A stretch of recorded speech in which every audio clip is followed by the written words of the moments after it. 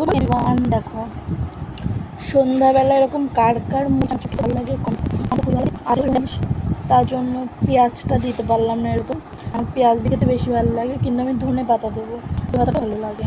তো আমি এখন তোমাদের কাছে মশলা বেরো করবো, মশলাটা এখনও দিয়ে দিই কারণ সন্ধ্যার টাইমটা মশলা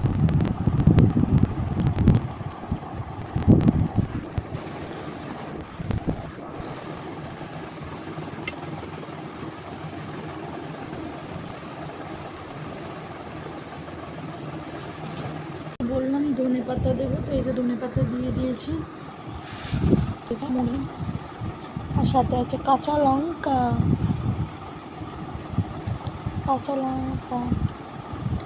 খাবো আমি, দুটো কাঁচা লঙ্কা নিয়েছি কারণ ঝাল খেতে আমার খুবই ভালো লাগে।